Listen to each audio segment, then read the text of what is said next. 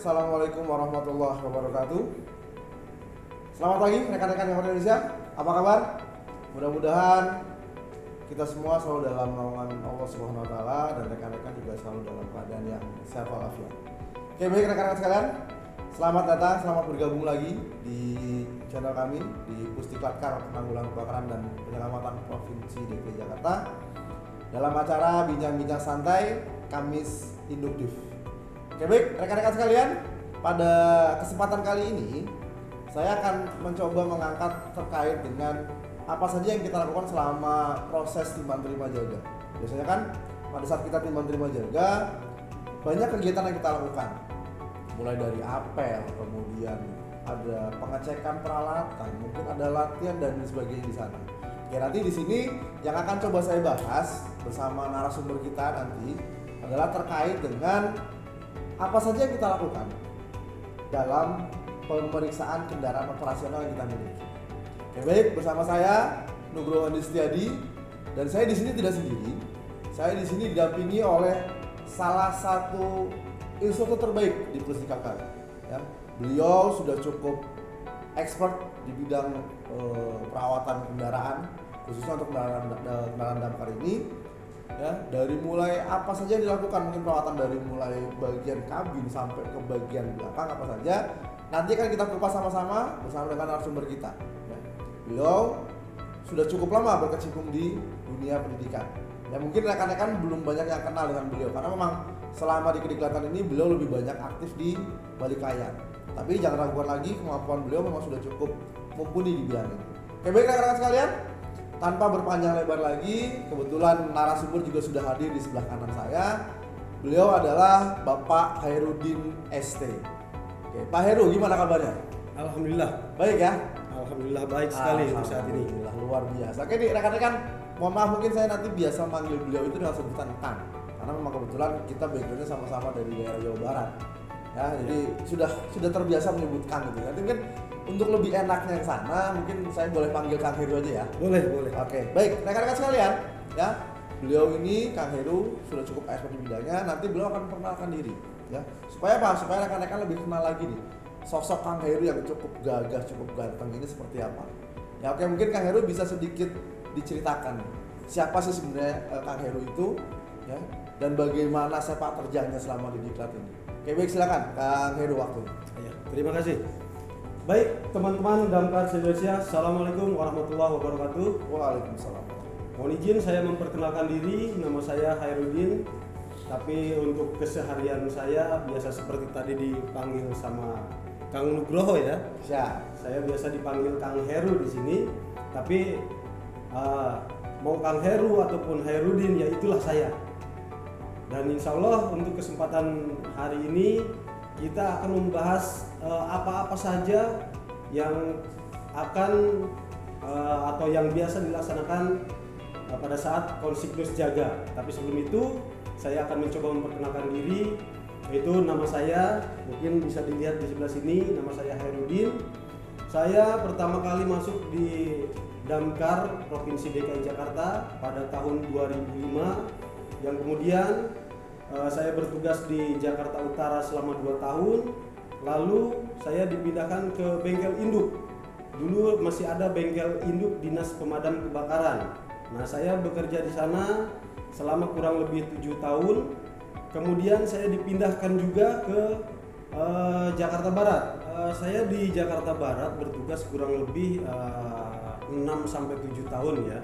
Nah, setelah itu saya berpindah tugas lagi ke Pusdiklatker gitu kan. Pusdiklatker? Ya, betul. Wah, luar biasa. Berarti tadi Ki perjalanannya cukup panjang juga ya Kang Heru ya? Ya. Dari awal masuk pindah ke utara, kemudian ke barat, ke bengkel induk juga pernah. Alhamdulillah. Sampai ya. terakhir ke Pusdiklatker. Pusdiklatker ini. Wah, luar biasa. Dan saya memang di sepanjang perjalanan itu memang saya mungkin ini memang sudah alurnya gitu. Saya selalu adanya di sarana berhubungan dan dengan kendaraan. Nah, betul itu. Berhubungan dengan peralatan yang kita miliki. Nah, iya. Oke, baik. Berarti memang tidak salah. Nah, kita tidak salah menampilkan sosok seorang Kang Heru ini yang akan menjadi narasumber kita pada kesempatan kali ini. Oke, Kang, gini.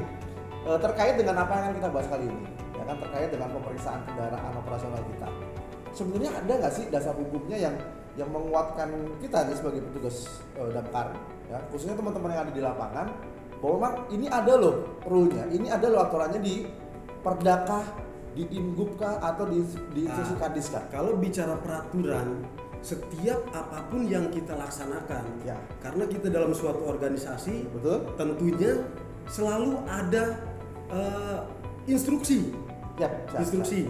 Nah, dalam hal ini instruksinya itu berdasarkan keputusan kepala dinas. Tahun berapa Kang itu? Itu di tahun 2010. 2010. Oh iya, Ya. oke. Saya pernah baca 2010. juga itu kalau nggak salah. Ya. Keputusan kepala dinas nomor 966 tahun 2010. Ya, tentang konsignus jaga. Nah, kenapa tentang konsignus jaga? Karena pada saat konsignus jaga tersebut pasti ada pemeriksaan-pemeriksaan untuk ditimbang terimakan. Memang gitu. pemeriksaan ini memang sudah masuk dalam siklus konstitusi jaga tadi ya. Betul. Memang sudah diatur di sana semua. Apa Ya. yang kita lakukan selama 24 jam itu. Betul. Oke, baik. Ya, memang pernah juga dengar saya terkait dengan konstitusi jaga tadi. Memang pada saat itu 2010 kalau nggak salah masih zamannya Pak Joni ya. Pak Kadis ya kalau nggak salah. Pak Joni ya. Pak Joni Pangaribuan waktu itu ya. Ya. Oke, baik luar biasa Pak Joni. Betul. Oke, ya terkait dengan Pak Joni. Kemudian gini Kang, situ kan sudah tertuang di instruksi kepala dinas. Betul. Ya kan tadi. Nah kemudian poin-poin apa saja sih yang mesti kita lakuin? Ya, yang perlu teman-teman ketahui bahwa untuk melakukan pengecekan kendaraan ini, langkahnya dari mana dulu sih? Apa dulu sih yang harus dicek? Oke. Nah, jadi supaya teman-teman ini nggak keder nih, jangan sampai nanti teman-teman begitu piket yang dicek ternyata dari luar dulu nih, atau cuma visualnya saja. Oh kendaraannya bagus, udahlah, Iya. selesai. Ada nggak sih poin-poin apa saja yang harus diperiksa? Jadi sebetulnya pada saat konsignus jaga itu atau pada saat timbang terima itu, ya pasti akan ada step by step pemeriksaan. betul. Nah, yang paling utama adalah karena kita memang dinas pemadam kebakaran yang tentunya berkaitan erat dengan kendaraan dan pompa, dan itu juga menjadi salah satu senjata utama kita. Oke, sebentar saya potong. Kendaraan kita ini sebenarnya pada umumnya sama nggak sih dengan kendaraan-kendaraan yang ada di luar sana? Kalau untuk kendaraannya sendiri itu mungkin sama. Kendaraannya sama ya? Kendaraannya sama, Sama. dengan yang ada di umum di luar Ya, sana yang itu ada. banyak beredar lah, yang banyak Betul. orang-orang punya gitu ya. Tapi kita memang dilengkapi dengan unit pompa kebakaran. Oke. Jadilah di situ Siap. unit kita ini menjadi unit khusus. Unit khusus. Unit khusus. Oke, siap. Begitu.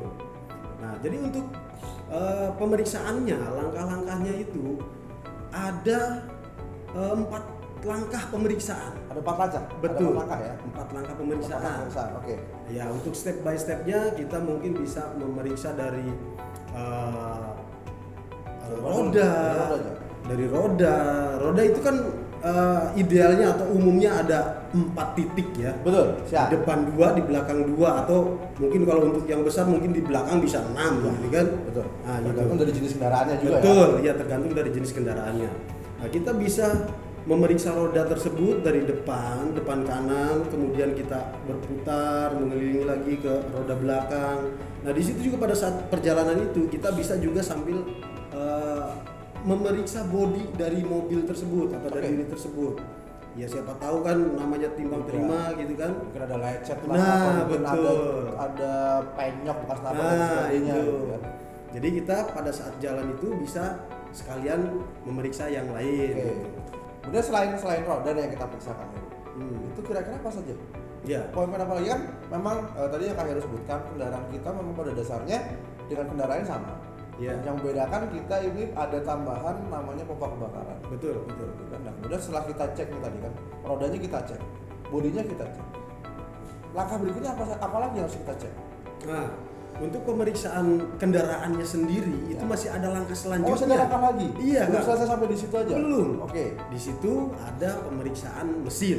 Ya. Nah, untuk pemeriksaan mesin ini untuk step by stepnya, yaitu yang pertama kita karena mesin itu ada di dalam, tentunya kita harus membuka kabin terlebih dahulu. Ya. Membuka kabin terlebih dahulu tentunya dengan SOP yang standar Tepat, yang sesuai, ya yang sudah ditempatkan di situ. Biasanya Betul. itu tertempel di kabin entah itu bagian luar, entah itu bagian dalam, yang jelas pasti ada. Ya biasanya kalau nggak salah ada di bagian belakang sebelah kiri. Nah betul. Ada di situ ya. Step-stepnya apa saja ya? Nah di situ Oke, ya. oke. Kemudian setelah kabin itu terbuka, Siap. ya kita bisa melanjutkan dengan melakukan pemeriksaan yang berada di bawah kabin tersebut. Oke. Nah, misalnya yang terdekat yang Apa itu pertama kali terlihat, misalnya di situ ada minyak power steering. Nah itu kita bisa periksa level ketinggian dari minyak power steering tersebut. Betul. Apabila kurang, ya segera ditambahkan kalau memang ada. Kalau memang tidak ada, ya segera laporkan. Oke. Begitu. Jadi kalau misalnya berbicara minyaknya kurang, boleh nggak ditambah dengan oli apapun itu? Atau ada oli khusus untuk Itu memang power steering khusus. Jadi khususnya dalam arti sesuaikan dengan memang standar yang ada. Itu biasanya ditentukan di tutupnya. Oh, berarti ada di Misalnya, situ tinggal lihat aja di situ ya. Ada 3 Standarnya apa? atau 24 dan sebagainya gitu. Oke. Kemudian setelah pemeriksaan minyak power steering, kita bisa lanjutkan ke pemeriksaan oli Oke. mesin. Untuk oli mesin itu kita memeriksanya bisa dengan mencabut dipstick atau stick oli. Ya. Kita Lihat. cabut, kemudian kita lihat di situ ada tandanya. Ya, ada levelingnya ya. Nah, Leveling leveling ya. ya, betul. Ada low, ada high. Betul, Nah, betul. itu diusahakan pada saat pemeriksaan itu di high atau turun sedikit itu masih ada toleransi. Oke, gitu. Siap. Apabila kurangnya memang terlalu jauh, nah itu segera Itu boleh ditambah berarti ya? boleh ditambah. Boleh ditambah. Ya, boleh ditambah langsung atau memang dilaporkan ke tim storing wilayah masing-masing. Gitu. Betul. Oke, setelah pemeriksaan Oli tadi oli selesai. mesin, Ya. bisa dilanjutkan ke pemeriksaan air radiator. Ini juga penting. Ya, ini yang memang sering terlewat. Betul. Padahal sampai ada kasus air radiatornya kering. Ya. Nah, untuk pemeriksaan air radiator ini kita cukup dengan membuka tutup radiator. Tentunya dalam keadaan mesin dingin ya, jangan panas ya. Oh iya. Kalau panas berbahaya kan? itu. Ya, Iya. betul. Pada saat mesin dingin kita buka tutup radiatornya. Apabila cukup, ya kita tutup lagi. Kemudian kita lanjutkan ke reservoir tanknya. Oke, sebentar. Untuk radiator sendiri, haruskah menggunakan cairan khusus untuk radiator atau boleh menggunakan air yang ada? Kan kalau mobil-mobil pribadi biasanya menggunakan cairan radiator khusus. Betul. Sementara kendaraan kita ini boleh nggak sih kalau misalnya kita pakai air yang dari sumur misalnya? Itu diperbolehkan atau tidak? Kalau bicara boleh, tentunya ya karena itu memang sifatnya cairan kan ya. Ya, Sifatnya cairan. Kalau bicara boleh ya tentu boleh. Cuma untuk lebih menjaga keawetan dari radiator tersebut, Oke. alangkah baiknya untuk menggunakan Cairan khusus ya? coolant. Oh, Ya, oke. cairan khusus yang memang direkomendasi oleh chassis tersebut. Ya. Gitu. Oke Kang Heru, tadi sampai di radiator. Radiator juga dicek. Apakah setelah kita pemeriksaan radiator itu masih ada nggak sih bagian-bagian lain dari kendaraan itu yang harus perlu perhatian khusus, perlu pemeriksaan? Baik. Untuk selanjutnya setelah kita melakukan pemeriksaan sampai ke radiator, kita juga bisa memeriksa yang sekitaran di bawah kabin tersebut. Oke. Nah, setelah itu selesai, kita bisa menutup kabin, kemudian dilakukan pemeriksaan berikutnya, yaitu pemeriksaan lampu-lampu. Karena kenapa? Lampu-lampu pun memang penting. Jadi kita di jalanan itu selain kita istilahnya memperhatikan keamanan, kita pun harus mengikuti peraturan rambu-rambu yang ada. Gitu. Sampai itu juga jangan sampai kalau ada kejadian malam, ternyata lampunya pada mati semua. Betul, Gitu ya? betul. Makanya pada saat first sickness jaga itu pemeriksaan Betul. itu memang sangat penting gitu. Semuanya terkait. Oke, untuk pemeriksaan lampu ini, untuk pemeriksaan lampu kita bisa mulai dengan memeriksa lampu sen. Lampu sen, lampu besar, lampu darurat. Hazardnya nyala atau tidak? Nyala atau tidak, kiri kanannya, lampu besarnya, lampu kecilnya. Oke. Kemudian lampu mundurnya gitu. Ya. Nah, untuk lampu-lampu ya mungkin cukup di sekitaran itu sudah mewakili lah. Wakil ya. Istilahnya ketika itu berfungsi dengan baik, itu bisa like jalan gitu. Nah, kemudian pemeriksaan juga bisa kita lanjutkan kembali. Ini mungkin yang lebih penting lagi. Sangat nih. krusial kali ya. Betul, sangat-sangat krusial. Krusial ya. Ya. Yang pemeriksaan yang keempat ini yaitu pemeriksaan sistem rem. Sistem pengereman. Oh iya betul, Nah. betul. Jangan sampai kendaraan jalan begitu diinjak pedal rem ternyata ngerem di Jakarta berhentinya di Bogor gitu ya. Ya itu. Oke. Jadi kita untuk menghindari lagi untuk menghindari alasan-alasan ketika ada kerusakan di jalan, oh ternyata ini rem blong Ya, atau begini. oke. Nah, kalau di sebelumnya kita sudah lakukan pemeriksaan, kita akan melakukan perjalanan ke TKP pun akan merasa aman. Nah, untuk pengecekan pengereman itu, untuk pengecekan sistem rem, Ya. sebetulnya kita nggak harus kita keluar, nggak harus. Gitu. Jadi gini, Cukup sorry. kita pengetesan di tempat saja. Saya Betul. pernah gini kan, saya pernah lihat ya kan pada saat itu ada orang yang dari garasi pagi-pagi ya kan setelah terima menyalakan kendaraan, terus dia tiba-tiba seketika langsung keluar dengan kecepatan cukup tinggi, langsung injak pedal rem. Pengetesan seperti itu dibenarkan atau tidak sebenarnya? Nah itu sebetulnya nggak perlu seperti Nggak itu. perlu seperti itu. Nggak perlu seperti itu. Oke. Untuk pengetesan rem itu sederhana sekali. Jadi cukup jalan biasa saja Cukup ya. kita di tempat tugas kita atau di pos-posan kah Betul. atau di sudin kah, dengan memanfaatkan lahan yang ada. Oke. Di tempat parkir unit itu Ya. sendiri. Betul, kita cukup menyalakan mesin. Ya. Kemudian setelah tunggu beberapa menit sampai mesin itu olinya bersirkulasi, kemudian baru laksanakan pengetesan rem dengan cara maju, kemudian injak pedal rem. Tidak perlu harus Nggak perlu pakai ngegas kecepatan gitu. tinggi ya? Enggak. Karena saya pernah lihat seperti itu kan. Iya. Begitu dinyalain, ya kan, gas masukin persneling, gas langsung tinggi. Ya, Wah, tiba-tiba langsung diinjak rem. nggak perlu seperti itu. Jadi tidak perlu seperti itu, cukup jalan biasa saja normal. Betul, karena Oke. di kecepatan tinggi atau di kecepatan rendah, Ya. fungsi rem akan menunjukkan bahwa itu berfungsi ketika mobil itu Berjalan berhenti. atau berhenti. Ah, ya berhenti. Betul, betul. Nggak perlu kita Nggak harus perlu pakai begitu. kecepatan tinggi ya. Iya, Oke, betul. berarti itu memang tidak direkomendasikan. Tidak. Karena tidak memang direkomendasikan. efeknya kalau kondisi remnya bagus, aman. aman. Tapi kalau remnya nggak bagus, Ternyata nggak selesai. bagus.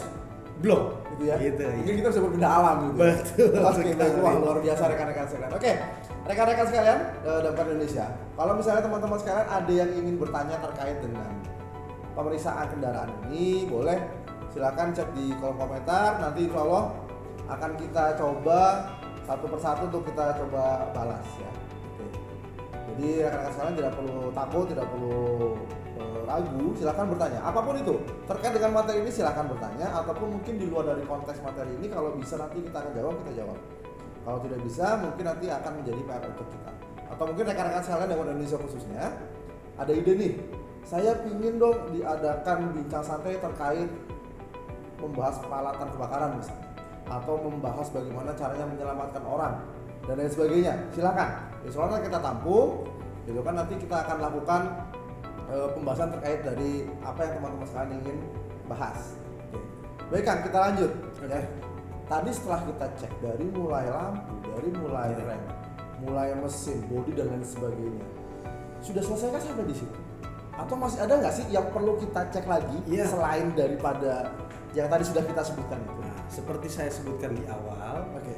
unit kita pada dasarnya sama dengan kendaraan umum yang Ya, lainnya. truk-truk yang ada di Betul. luaran sana gitu ya. Nah, karena kita dinas pemadam kebakaran, kita tentunya menggunakan pompa pemadam Oh iya, kebakaran. betul. Kita Betul. ada pembedanya adalah ada di pompa kebakaran itu. Nah, itu yang menentukan kendaraan kita menjadi kendaraan khusus. Betul. Nah, untuk mengetahui performa dari pompa tersebut, maka kita harus melakukan pengetesan. Iya. Di sini seperti apa tuh untuk mengetes ataupun supaya kita tahu nih memang oh ya pompa kita ini masih bagus nih.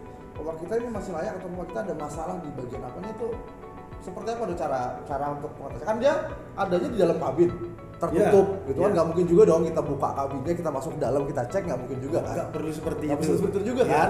Oke. Baik. Langkah-langkah yang simpel yang teman-teman bisa praktekkan di tempat tugas masing-masing seperti apa nih untuk ngecek bahwa memang pompanya ini masih bagus atau ada masalah dengan pompanya, itu seperti apa Kang? Iya. Langkah-langkahnya. Untuk langkah-langkah pengetesan performa pompa tersebut, Oke. itu kita bisa melakukannya pertama sekali dengan menyalakan unit. Wajib ya?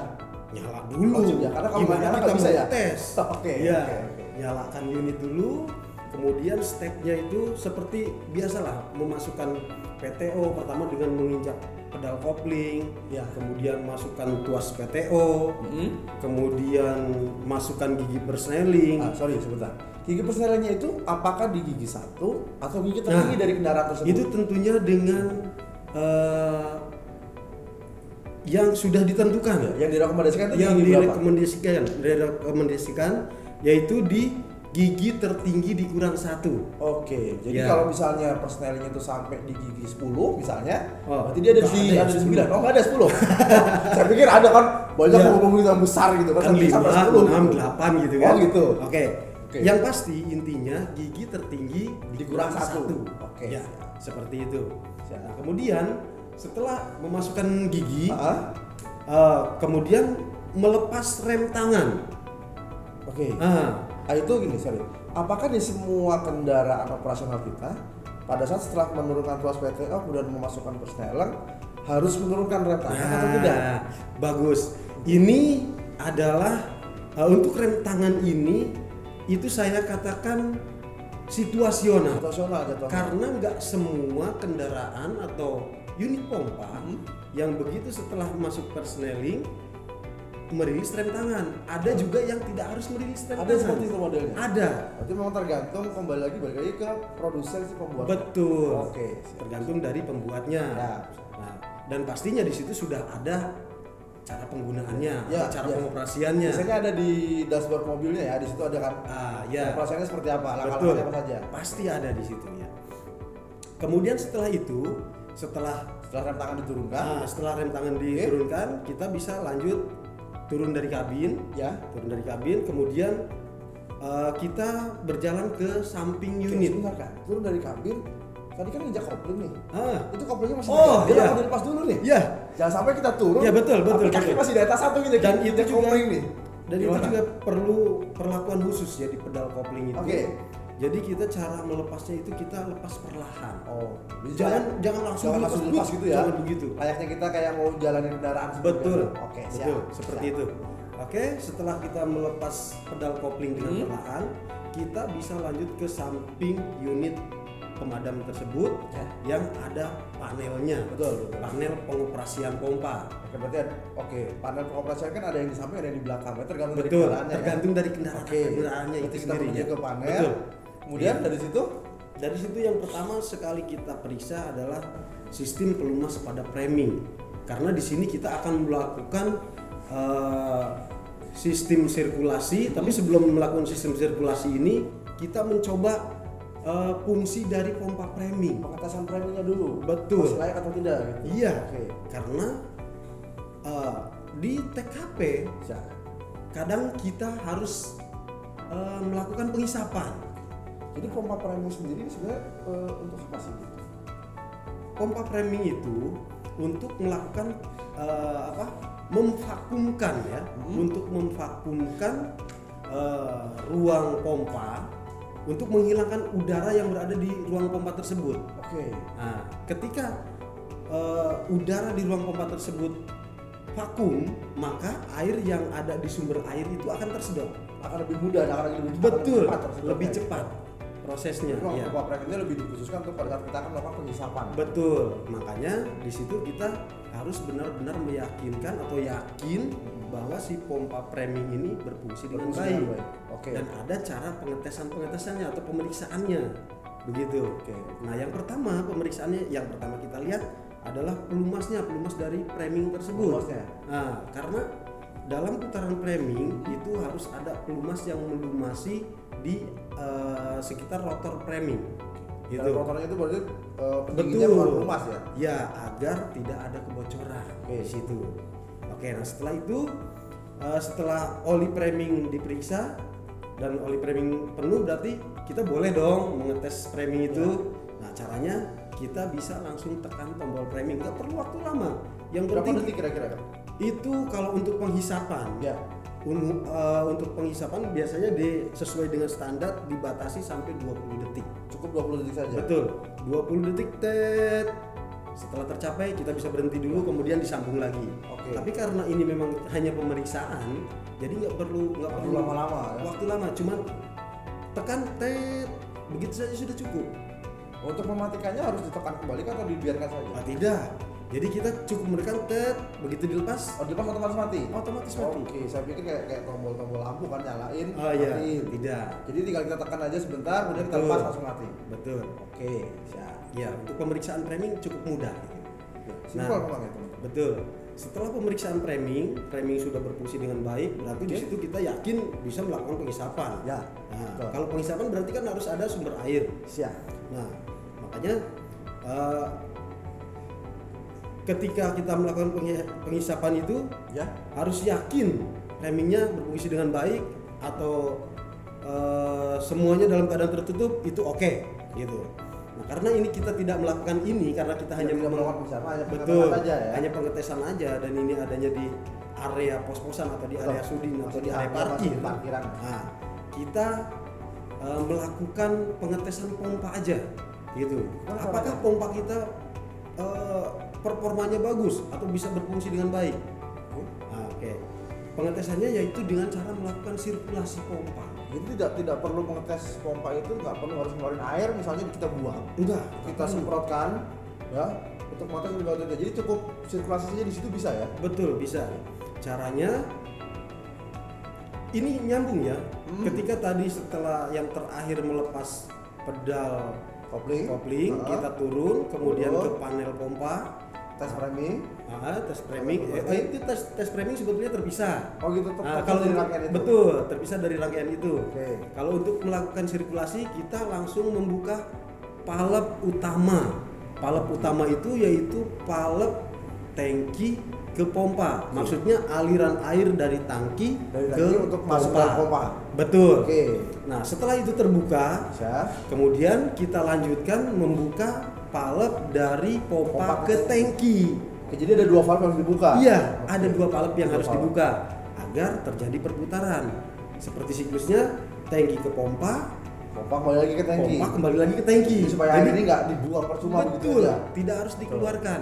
Jadi air hanya berputar di pompa ke tangki, pompa ke tangki. Hanya begitu aja. Saya pikir ngetesnya itu harus kita buka, sambung selang, kita keluarin airnya. Jadi Iya, nggak tidak usah perlu. begitu ya, cukup diputar saja di situ. Betul. Udah cukup ya. Itu sudah istilahnya kita sudah mengetahui performa pompa kita. Oke atau tidak gitu. Jadi bisa dipastikan kalau memang itu berfungsi, berarti pompa kita masih dalam keadaan yang bagus. Oke, ya. Nah, itu pada saat sirkulasi tersebut kita bisa melakukan sekitar 15 menit saja, saya rasa sudah cukup ya. Cukup ya. Berarti nggak Tinggal perlu tinggal sampai- tambah tekanan sekitar 5 bar lah kurang lebih. Jadi Ya. nggak perlu sampai 2 jam gitu misalnya. Nggak tes ya. perlu. Nggak perlu ya. Nggak perlu 2 jam terlalu lama. Gitu. Sayang juga salarnya kalau habis ya. 2 jam. Sayang juga ya. Oke. Ya. Ya. Jadi cukup 15 menit kita lakukan sirkulasi tadi, sudah bisa memastikan bahwa memang pompa ini bisa berfungsi dengan. Betul. Udah setelah itu, ada nggak sih yang perlu kita cek lagi? Nah, setelah itu kalau untuk pemeriksaan pada saat siklus jaga itu atau pada saat timbang terima itu sudah mewakili. Itu sudah mewakili ya? Mewakili. Ya. Oke. Setelah kita melaksanakan pemeriksaan kendaraan, mesin, roda-roda, lampu-lampu, pompa, itu sudah mewakili. Tinggal nanti untuk kalau memang dirasa perlu pemeriksaan peralatannya, terus yang lain-lainnya itu bisa ditambahkan lah, ya. Nah, setelah proses sirkulasi pompa itu selesai, tentunya kita harus netralkan kembali nih unit. gitu Jangan kan. sampai masih dalam kondisi PTO-nya nyala, kita Betul. diamkan saja. Iya. Atau kita langsung matikan kendaraannya, itu nggak boleh. Nggak boleh. Jadi Oke. proses menetralkan kembalinya itu kita tutup palep Valve pompa yang- ke tangki. Oke, valve pompanya Iya. dulu. Kebalikannya. Oh, kebalikannya. Betul. Pompa ke tangki tutup, kemudian tangki ke pompa tutup. Oke, berarti kan Oke. kalau pertama tadi dari dari tangki ke pompa, Iya. dari pompa ke tangki. Kalau ini Iya, kebalikannya. kebalikannya. Dari tangki ke pompa dulu, Betul. baru dari pompa ke tangki, baru dari tangki ke pompa yang ditutup terakhir. Iya, betul. Itu kita kebalikannya. Nggak dibalik aja berarti. Ya, setelah itu, itu pastikan itu setelah gasnya kita turunkan di posisi idle. Oke. Ya. Jangan sampai masih.